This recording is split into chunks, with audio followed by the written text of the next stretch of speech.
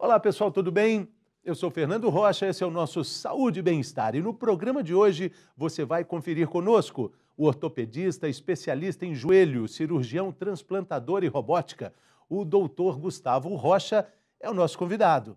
A atleta paralímpica de vôlei sentado, Luísa Fiorese, também participa desse programa especial sobre próteses ortopédicas. Claro que a gente tem, como sempre, o quadro Mitos e Verdades para falar sobre noções equivocadas sobre próteses e o funcionamento das próteses.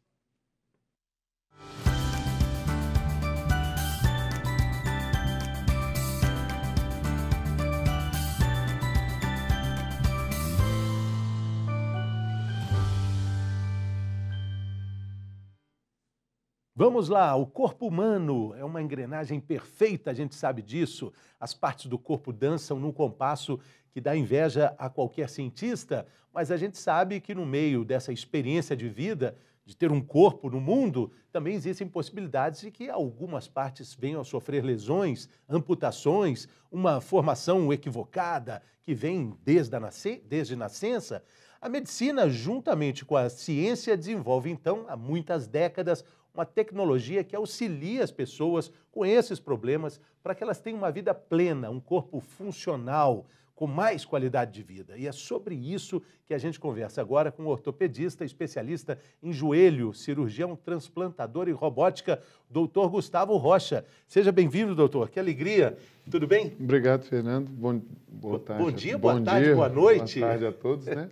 É um prazer estar aqui com vocês e poder mostrar um pouco da nossa experiência, né? Seja com o uso de prótese, seja com o uso do transplante, que são tecnologias e técnicas que auxiliam as pessoas aí a superar suas dificuldades. Doutor Gustavo Rocha, de Montes Claros para o mundo, literalmente. Saiu de Montes Claros e começou a estudar essa possibilidade de qualidade de vida, como a gente disse na abertura, que avança. Se a gente fizer um paralelo de quando o senhor começou a estudar medicina lá em Montes Claros para o mundo atual, é pouco tempo que a gente está falando, mas é muito tempo de evolução, doutor. Exatamente. Eu comecei os estudos na medicina em 2007, nem se pensava em ter robô hoje na ortopedia, igual a gente faz cirurgia com robótica.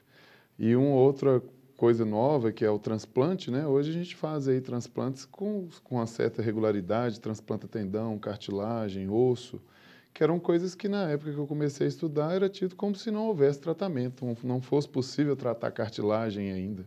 Então a gente viu que em 10 anos aí, cerca do que se passaram, muita coisa mudou. Hoje a gente tem robô que faz assistência, hoje nós temos os transplantes, temos as intervenções com auxílio de tecnologia que revolucionaram a medicina e principalmente a ortopedia. E quando a gente enxerga e entende a estrutura de um joelho, com todas aquelas complicações ali, aquelas maravilhas, né, que fazem com que a gente esteja nesse mundo, a gente pensar em algo que vai ser transplantado nessa mecânica ali, para devolver os movimentos originais, isso é muito complicado. Né? A gente fica muito satisfeito, né, quando você vê o paciente voltar em alta performance.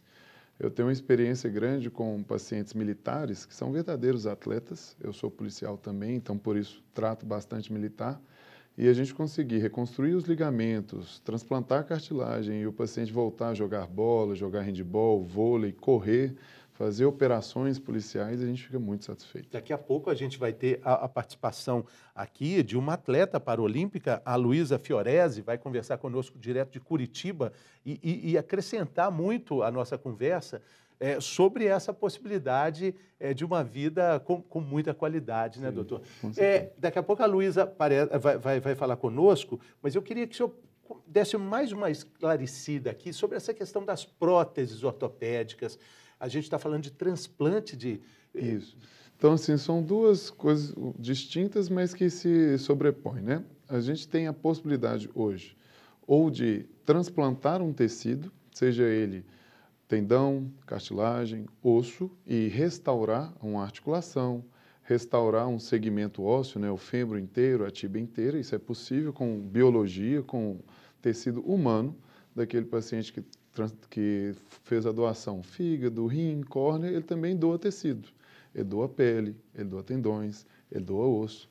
É o doador de multitecidos. É muito legal isso, porque é sempre importante falar sobre a campanha que ajuda a vida, que é a campanha de doação de órgãos, o múltiplo doador, né? Exatamente. Quando a gente coloca na carteira de identidade, na carteira de motorista essa informação, a gente está falando de um trabalho que evolui graças a isso também, né, doutor? Exatamente. Se não tiver a conscientização das famílias que o corpo vai doar e vai ajudar aí 35 pacientes em média quando doa todos os tecidos, e que ele vai ser restaurado, que as pessoas vão poder fazer o seu velório, vai ser preservado aquele corpo, é muito importante.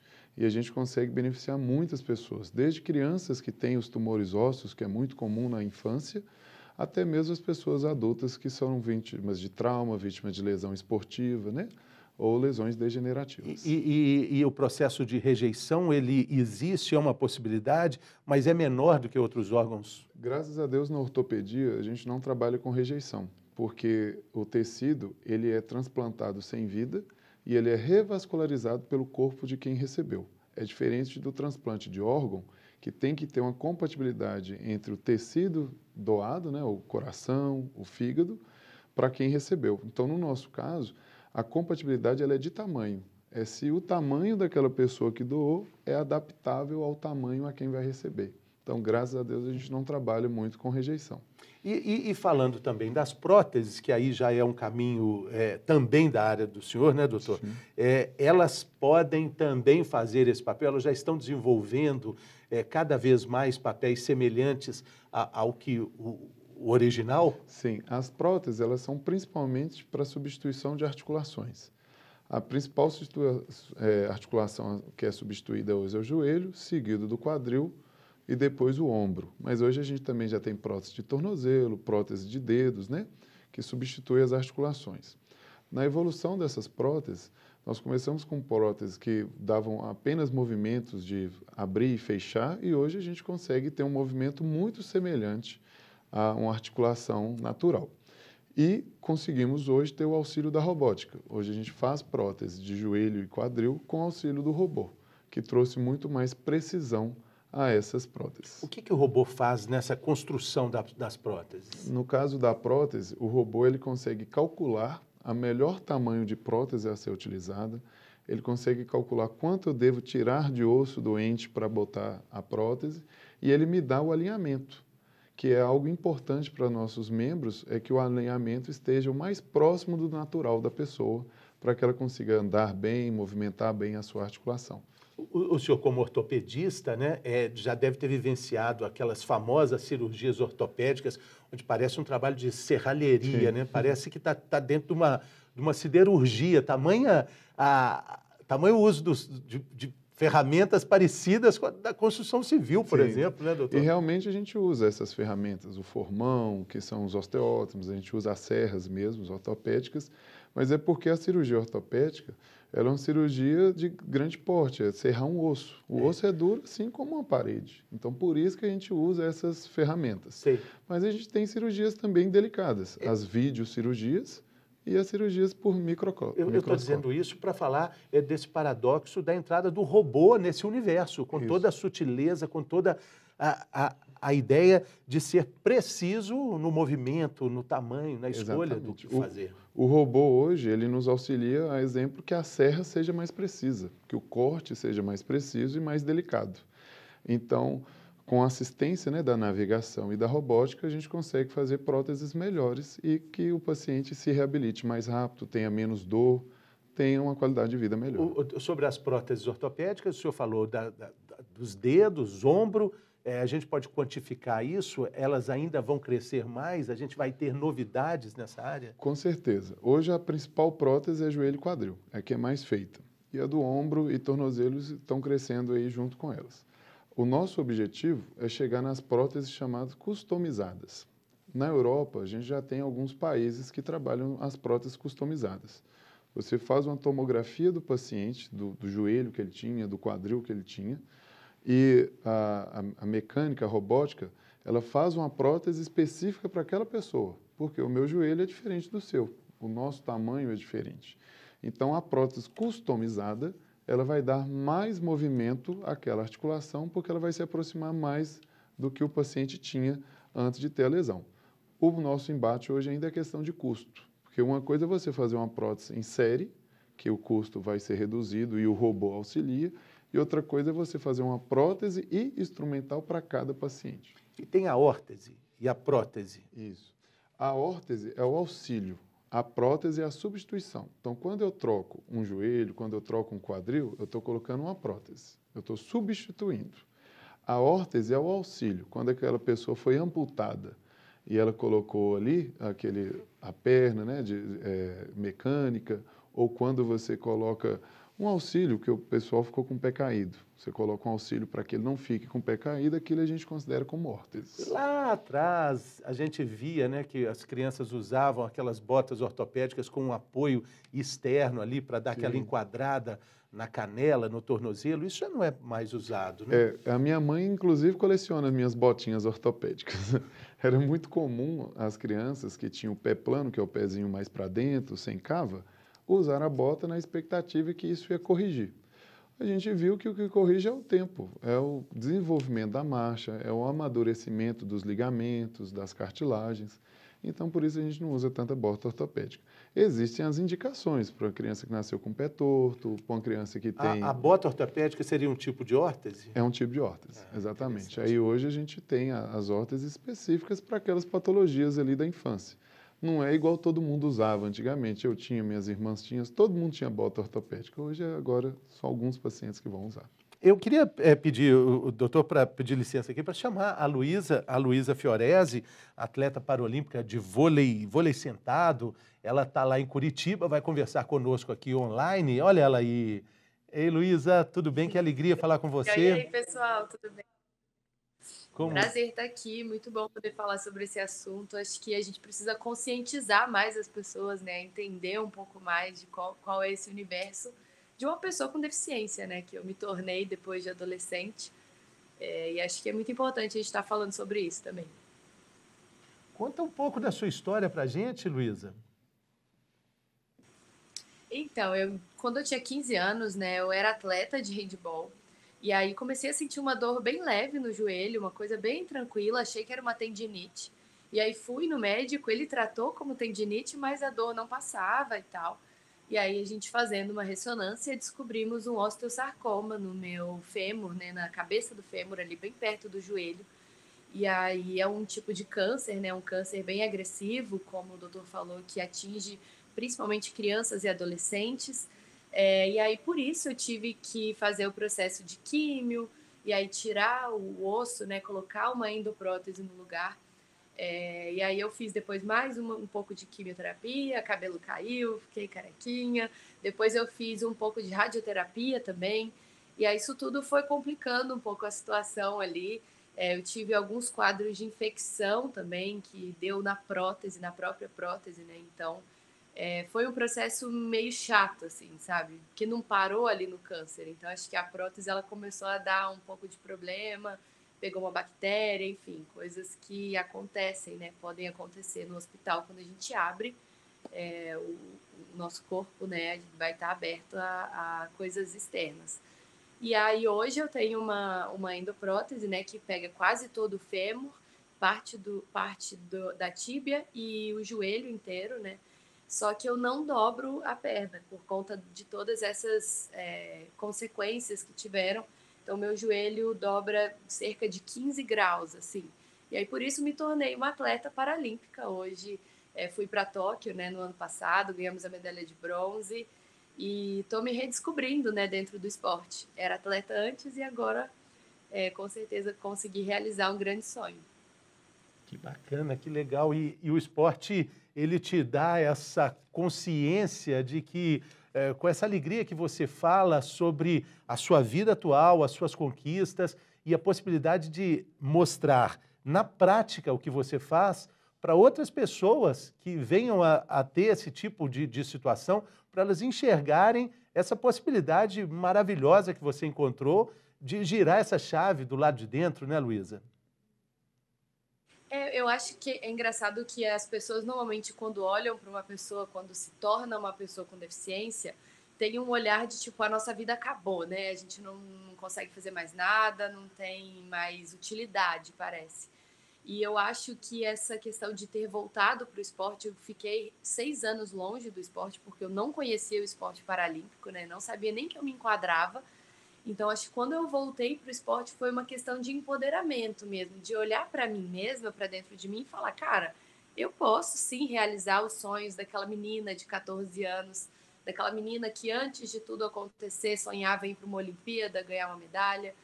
Eu acho que a gente que se torna uma pessoa com deficiência, né, que não nasce assim, a gente passa por essa quebra, por esse processo das pessoas começarem a olhar para a gente com outros olhos. Eu costumo brincar, acho que aí em Minas vocês vão entender bem o que eu estou falando, de café com leite.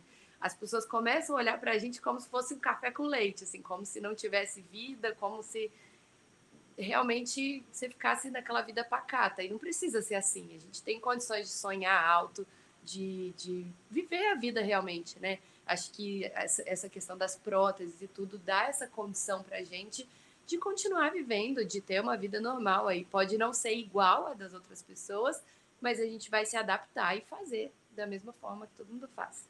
É muito legal a gente conversar aqui com o médico, com a categoria do Dr. Gustavo Rocha. Ouvir esse depoimento deve ser estimulante para o senhor, né, doutor? Com certeza.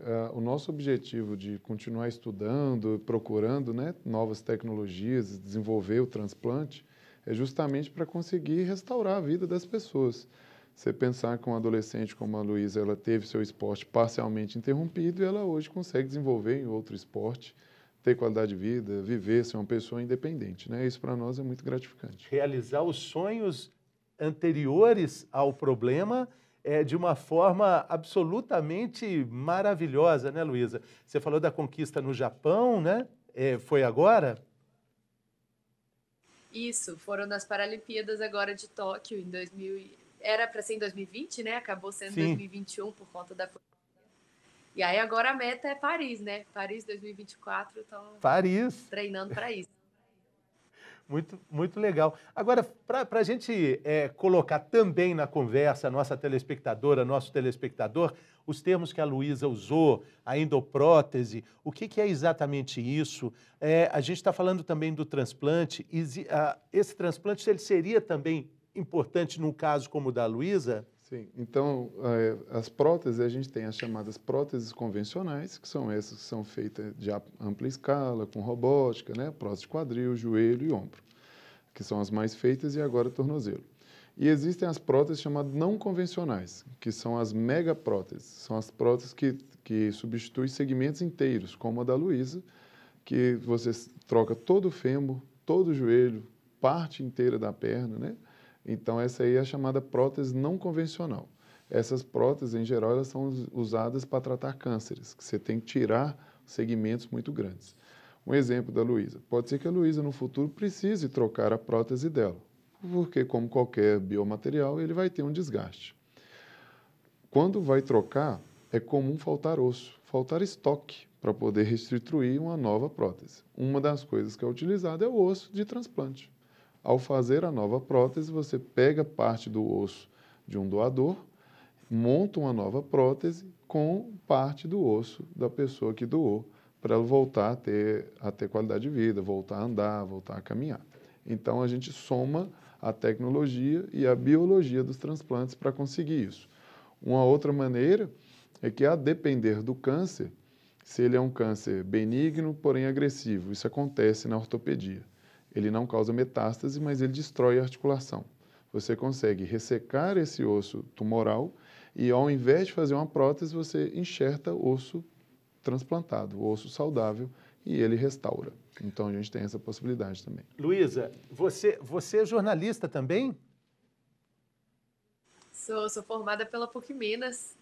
Foi nesse processo aí, no meio tempo, né? Como eu fui pelo esporte, na verdade, para o jornalismo, viu? Não vou ser hipócrita de falar, não. Fui porque eu queria continuar no esporte, e aí foi a maneira que eu encontrei, assim. Falei, se eu não posso mais praticar, tá dentro de quadra, eu vou falar sobre ele. E aí agora a vida mudou, enfim, mas me formei, e hoje eu não atuo, né, na profissão ainda, mas me apaixonei pelo jornalismo. Não, então vamos praticar um pouquinho. Eu quero que você faça uma pergunta aqui para o doutor, que você me ajude aqui na entrevista. Por favor, agora é com você. Não, uma ótima oportunidade, porque só abrir um parêntese, assim, só nessa conversa eu já tive um mundo de esperança aqui, porque a gente realmente passa por essa insegurança, assim, de não ter mais osso, né, que é o que o doutor falou. Eu tive que fazer 5 cirurgias para reparar as infecções, e aí, nesse momento, eu acabei ficando com o fêmur bem curto, né, então hoje, se eu precisar revisar essa prótese normalmente, eu não teria mais osso suficiente para colocar. E eu acho que uma pergunta legal de se fazer é se esses enxertos ósseos, eles também substituem a articulação? É possível fazer hoje uma perna sem nada mecânico, que seja só de pessoas, né, de transplante, ou a gente precisa ainda desse auxílio externo? Sim. Então, Luísa, vai depender do tamanho da lesão. Um exemplo, se essa lesão for uma lesão concentrada no meio do segmento, no meio do osso, às vezes você consegue ressecar esse osso doente, retirá-lo e colocar um osso transplantado, sempre com auxílio de placa, parafuso e esse osso restaurar. Isso é possível.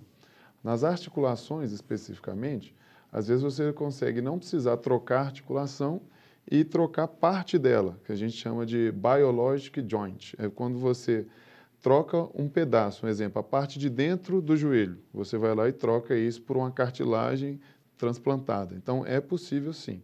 Só que o que tem que se avaliar é se você está tratando uma doença degenerativa, uma doença traumática ou um câncer maligno. Porque nas doenças degenerativas e traumáticas, a substituição por transplante ela é muito bem resolvida. Porém, na lesão tumoral, às vezes você é obrigado a tirar todo aquele segmento e aí não dá para transplantar tudo. Você usa parte transplante, parte prótese ou usa só a endoprótese. Porque, infelizmente, a gente precisa da chamada margem livre para tratar o câncer. E aí, Luísa? Não, eu já estou querendo marcar minha consulta saindo daqui, já vamos ver o que dá para fazer para melhorar aqui. Eu acho que a Ô, gente tem Luísa, o auxílio também da tecnologia, né? Acho que essa questão da medicina tem avançado muito todo esse período.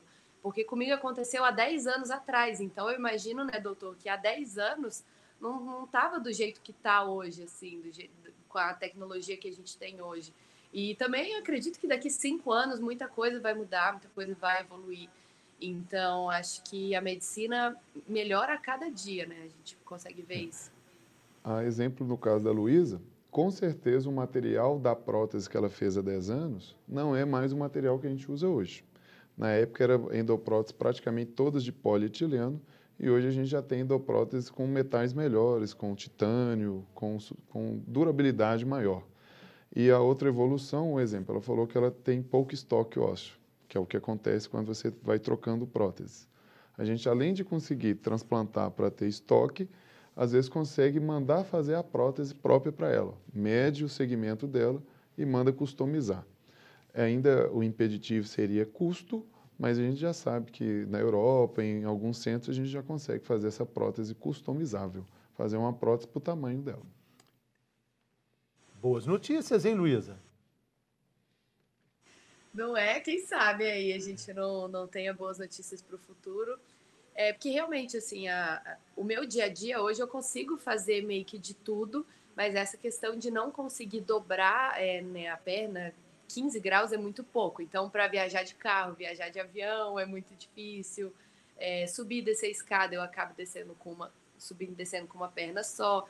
Então, eu acredito muito na medicina, assim, eu acho que tenho condições de evoluir, né? Porque quando a gente tem uma patologia, alguma coisa assim, a gente pensa só em regredir, né? Que quando a gente vai acontecendo esse tanto de coisa, de infecção, isso e aquilo, a gente acha que só regride. Mas eu vejo na medicina, assim, uma esperança realmente em melhorar, né, a qualidade de vida. E eu acho que tem duas coisas aí que se completam, que é a medicina e é também a medicina que trabalha junto com o esporte, né, doutor? Sim, Queria que a Luísa contasse para a gente quando é que foi que você começou a entender que o que seria um ponto final em um sonho de ser um atleta se transforma na possibilidade, se transforma na ponte para uma adaptação e essa transição em uma atleta olímpica que brilha no mundo inteiro. Onde é que muda esse ponto de vista? Onde é que mudou para você, Luísa? Cara, mudou para mim através do conhecimento do esporte, porque infelizmente hoje o esporte paralímpico ainda é pouquíssimo divulgado, poucas pessoas sabem que existe ou conhecem muito pouco, né? Só veem ali talvez o atletismo, natação, alguma coisa, o futebol de cego e acha que é isso, né? Acha que acaba aí, sendo que o esporte paralímpico ele é muito amplo, ele atinge muitas pessoas, né? Eu achava que só podia ser atleta paralímpico quem não tinha perna, não tinha braço, andava numa cadeira de rodas e não enxergava, né? Eu achava que era isso. E estava muito equivocada realmente depois que eu descobri a modalidade, né? Na verdade, eu fui descoberta. Eu estava participando de um programa de TV e uma das atletas da seleção estava assistindo o programa e ela viu que eu sou alta, né? Tenho 1,77 m, então para o esporte, para o vôlei em si ajudaria muito. E ela me fez o convite. E aí, nesse momento, eu passei a conhecer a modalidade e entender que eu posso fazer parte, sim, desse universo, que essa porta ela estava aberta para mim e aí as coisas começaram a acontecer de uma forma muito natural, né? A gente que já é atleta tem uma memória muscular, tem uma memória, por mais que eu fosse do handball e fui para o vôlei, né? São duas modalidades diferentes, mas a gente que é atleta uma vez, acho que as coisas acontecem de uma forma muito rápida. Interessante.